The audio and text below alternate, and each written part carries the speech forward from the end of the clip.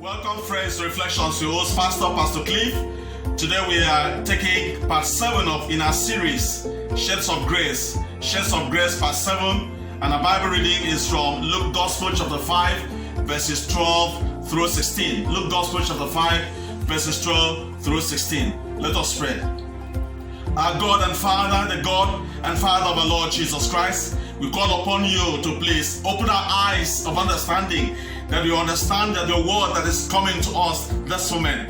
Grant that this understanding will produce grace within us. This understanding will produce wisdom that will help us to engage our world. Grant, oh God, that your power be made manifest to transform our lives, our circumstances, and our situations by the power of your grace through your Son, Jesus Christ, our Lord and Savior.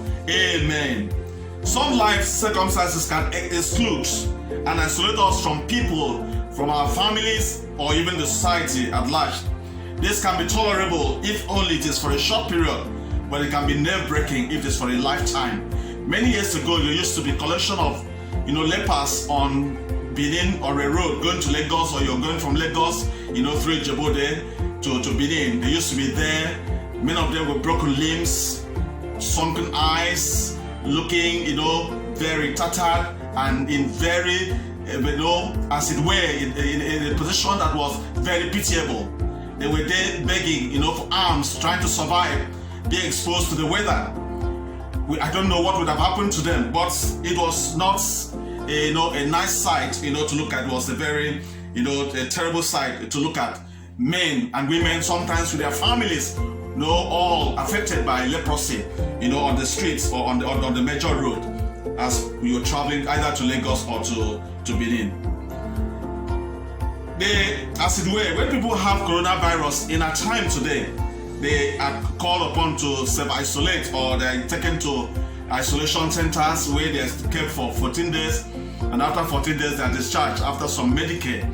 But in some cases, it could elongate because the people may have had some other health conditions that would have made their situation, worse.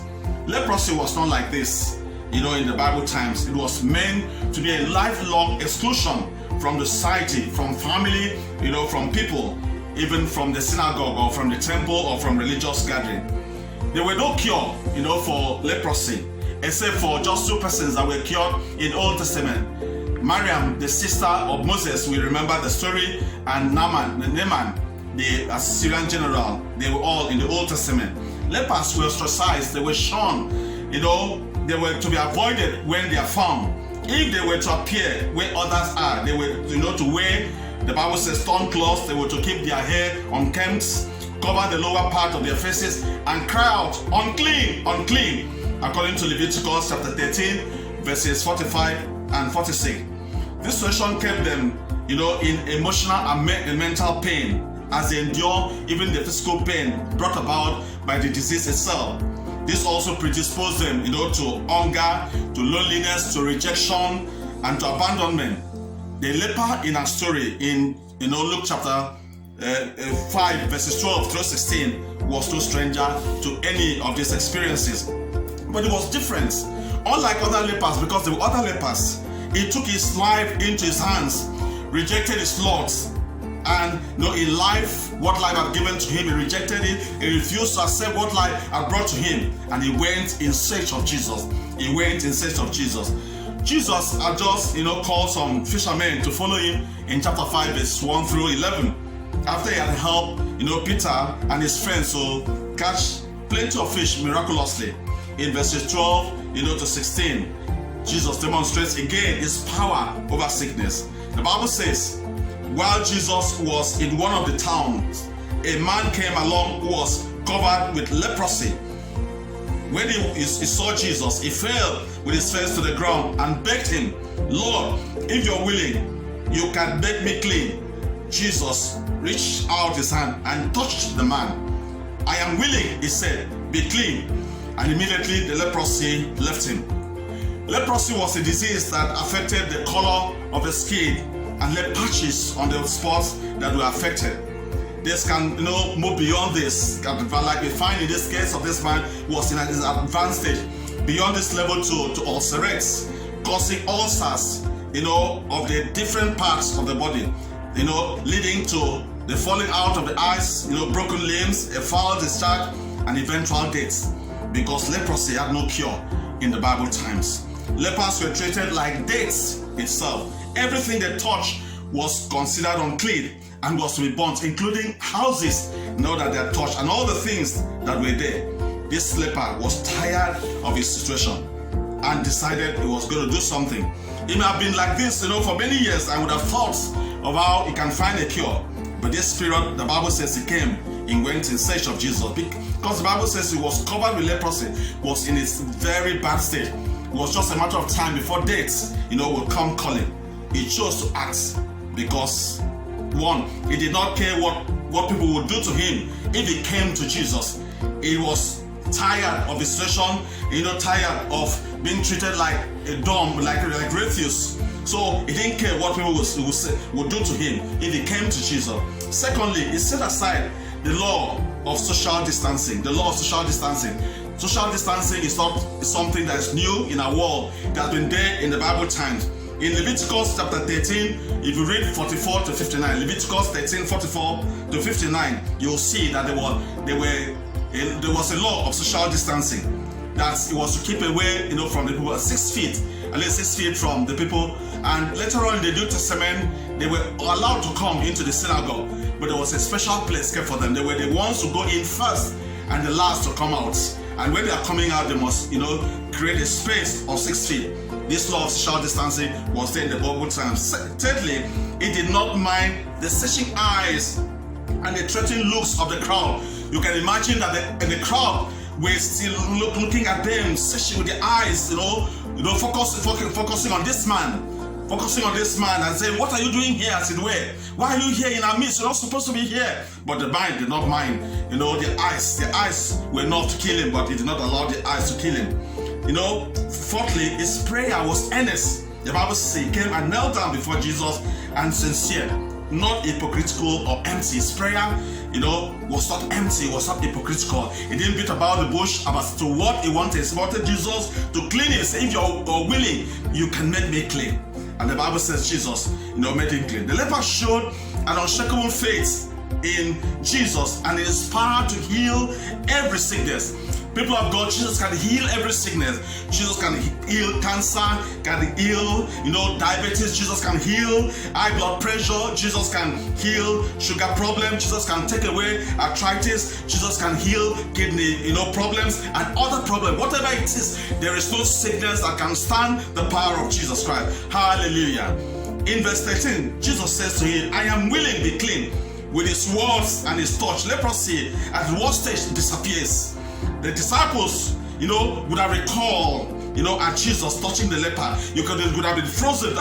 This man is touching, the leper is going to be, affected or afflicted by this. The crowd would have been shocked and embarrassed and even afraid that Jesus would contact this disease and become leprous himself. Jesus did not mind what others, were thinking at this time, because leprosy was no trait to Jesus. Leprosy was no trait to Jesus, because in Jesus was the fullness of the power to change every situation, so that we can learn, see 4 things. Number 1, Jesus identifies with human suffering. Jesus identifies human suffering. He's interested in our troubles. He's interested in your troubles. He does not run away from us when, life treats us badly. He does not, abandon us when we are deformed by sickness, when our businesses crash, when our economy, crash, when things, change around us. He does not abandon us like some families or some friends may abandon people who are in that strait. People of God, Jesus is not attracted to the rich and powerful, the beautiful and the famous alone. He loves everyone and identifies more with the helpless, with the poor, with the weak. In the Bible times, identified with prostitutes, with tax collectors, with sinners, to transform their lives. He knows what you're going through. He knows your pain. He knows about your troubles. It will surely show up for you. Hallelujah. It will surely show up for you. Hallelujah. Number 2, Jesus demonstrates the power of love over the law. Jesus demonstrates the power of love over the law. He touches the leper. People of God, loving the unlovable is a true test of love, which, flows from the abundance of grace. Many people love those who love them, but to love the lovable is to go the extra mile. That's why God has not abandoned me in spite of our many bad choices in life. I came to announce to you that Jesus loves you. He loves you sincerely. He cares about you. He cares about your life. Jesus says you matter to him. You matter to Jesus. The world may say you do not matter to them because you don't have money, you don't have plenty of education, because you don't have a big name, a family name that's very popular. You matter to Jesus. Jesus loves you and he cares about you. Everyone needs a feel of a loving touch. Jesus is not afraid to touch the leper. Jesus is not afraid to touch the sinner.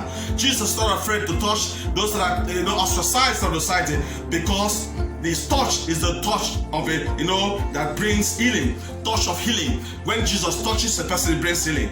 May he touch your life today in the name of the Lord Jesus Christ. Amen. Number 3. When we ask sincerely and earnestly, we shall receive.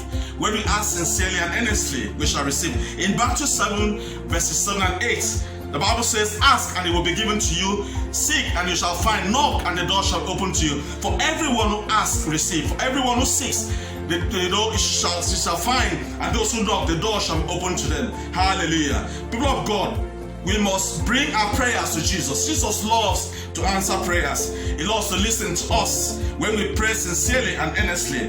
For those who ask shall not be refused. Those who ask shall not be refused. So keep asking, keep praying. Never stop because of delays. Never stop because of disappointment. We continue to pray because you may be at the brink of your miracle. If you give up, it may be too bad that you give up even when you're close to your breakthrough coming to pass. So keep praying because God is willing to answer. Pray until something happens. Hallelujah.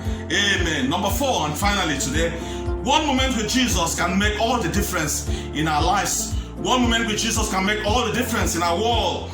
Just one moment, death for the leper was averted. Just one moment with Jesus, his body, was cleansed and restored. One moment with Jesus, his status was changed. He was no longer a leper. He was just like any other person in the society. Just one moment with Jesus, his dignity and human, worth that he had lost because he was a leper and had been isolated, from the society, were all restored to him. Child of God, one moment with Jesus can transform your life permanently and irreversibly. It can transform your home permanently and irreversibly. It can transform your business permanently and irreversibly. One moment with Jesus can change your destiny. It can take you from hell to heaven. Whatever you're doing with your life, Jesus, the grace of Jesus can restore you, can take you out of where you have sunken to a level where you are destined from heaven. If only you allow Jesus to bring that moment into your life. One moment with Jesus, can erase all your bad records. Because love keeps no records of wrong. Jesus is love, or God is love. He keeps no record of our wrong. If he were to keep the records of our wrong, none of us, we're able to stand. One moment with Jesus can turn around your business. One moment with Jesus, can make up for all your losses in life. One moment with Jesus can heal your broken body. One moment with Jesus can bring back peace to your marriage. One moment with Jesus, can give children to the woman who is considered barren.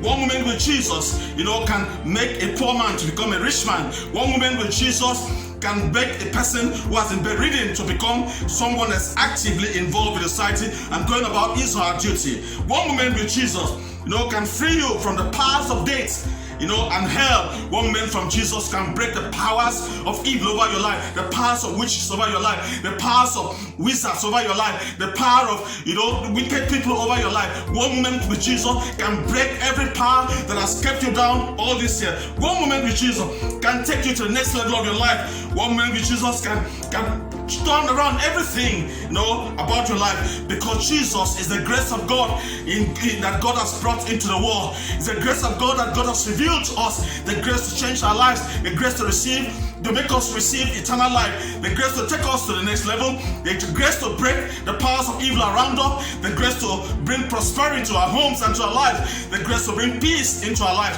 One moment with Jesus, because Jesus is the grace of God. He comes with the shades of grace. He comes with shades of grace into your home. He comes with shades of grace into your life. He comes with shades of grace into your business. He comes into shades of grace into your situation. Jesus is God's grace. Receive it in the name of Jesus. Receive it in the name of Jesus. Receive it in the name of the Lord Jesus Christ. Amen. Let us pray. Our Father, we thank you for your message to us. Let this message, oh God, inspire faith in you. Let this message, oh God, make sinners, oh God, to turn to you completely. Let this message, everlasting Father, bring peace to troubled homes. Let this message bring healing to broken bodies. Let healing, or this message, everlasting Father, turn around, oh God, situations, the lives of people. Let this message, oh God, bring people who have been isolated because of their problem and bring them to the forefront in the society. In the name of Jesus, let this message, oh God, bring grace to every situation and transform every situation to your glory and praise. In the name of the Father, and of the Son, and of the Holy Spirit. Amen. Thank you, friends, for letting me come into your space. I'm very grateful. Share this message if it's a blessing to you with your groups and with your friends. Keep listening to you, keep trusting, because one moment with Jesus can make all the difference in your life. Until I come again to you next week by the grace of God, I'm your host, Pastor Cliff. God bless you in the name of the Lord Jesus Christ.